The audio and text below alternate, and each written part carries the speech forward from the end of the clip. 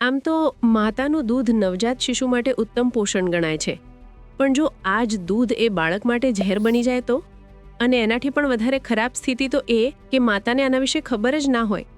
આવો જ એક ચોંકાવનારો સર્વે બિહારમાંથી સામે આવ્યો, જ્યાં સંશોધકોએ સ્તનપાન કરાવતી 40 માતાઓના દૂધના સેમ્પલની ચકાસણી કરી, તો તેમાંથી યુરેનિયમ મળી આવ્યો. યુરેનિયમ ગ્રેનાઇટ અને અન્ય ખડકોમાંથી મળતું એક કુદરતી રેડિયો એક્ટિવ તત્વ છે. તે ભૂગર્ભ જળ મારફતે કોલસાના દહન, ન્યુક્લિયર ઉદ્યોગના ઉત્સર્જન તેમજ ફોસ્ફેટ ખાતરના ઉપયોગ થકી લોકોના સંપર્કમાં આવી શકે છે. ભારતમાં 18 રાજ્યોના 151 જિલ્લાઓમાં યુરેનિયમ સંક્રમણના અહેવાલ છે અને બિહારમાં 1.7% ભૂગર્ભ જળ સ્ત્રોતો યુરેનિયમથી સંક્રમિત છે. દિલ્હી એમ્સના ડોક્ટર અશોક કુમાર શર્માએ જણાવ્યું કે આ બિહારના વિવિધ જિલ્લાઓમાં રેન્ડમલી પસંદ કરાયેલી 40 મહિલાઓ પર કરાયેલા આ સર્વેમાં તમામ નમૂનાઓમાં યુરેનિયમ મળ્યું, જેમાં સૌથી વધુ માત્રા કટિહાર જિલ્લામાં જોવા મળી. બાળકો પોતાના શરીરમાંથી યુરેનિયમ બહાર કાઢવાની ક્ષમતા ઓછી ધરાવે છે, તેથી તેમને વધુ જોખમ છે. જો કે 70% બાળકોમાં નોન કાર્સિનોજેનિક જોખમનો હેઝાર્ડ ક્વોશન્ટ 1 કરતાં નીચે જોવા મળ્યો, જે માન્ય મર્યાદાથી નીચે હોવાના કારણે માતા તેમજ બાળકોના આરોગ્ય પર અસરો થવાની શક્યતા ઓછી છે. લાંબા સમય સુધી યુરેનિયમના સંપર્કમાં રહેવાથી બાળકોના ચેતાતંતુના વિકાસમાં ઉણપ, ઓછો આઈક્યુ તેમજ મગજના વિકાસમાં વિલંબ જેવા જોખમો થઈ શકે.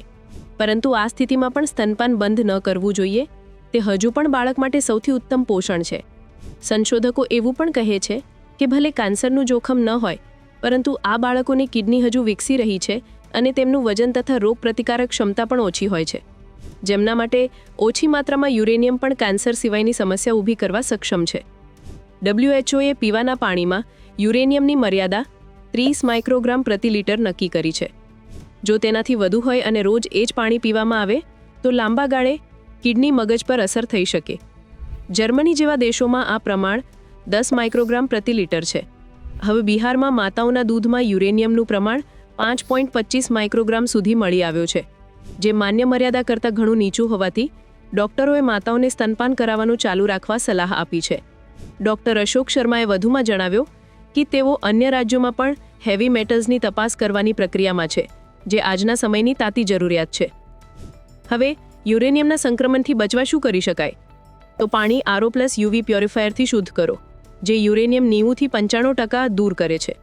આ સિવાય સરકારી પાણીનું ટેસ્ટિંગ કરાવો અને ખેતરમાં વધારે ફોસ્ફેટ ખાતરનો ઉપયોગ ટાળો. સમસ્યા એ પણ છે કે બિહારમાં ઘરે ઘરે પાણીનું શુદ્ધિકરણની વ્યવસ્થા કરવી એ કપરું કામ છે. પરંતુ આ ઘટના માત્ર બિહાર જ નહીં, સમગ્ર દેશ માટે ચિંતાનો વિષય છે. કારણ કે વધતા જળ અને વાયુ પ્રદૂષણના કારણે આગામી સમયમાં બાળકોને નાની ઉંમરથી જ જાતજાતના રોગો થવાની શક્યતા વધી જાય છે. સમયસર આ સમસ્યાઓ પર ધ્યાન નહીં અપાય તો દેશનું ભવિષ્ય ખતરામાં મુકાતા વાર નહીં લાગે.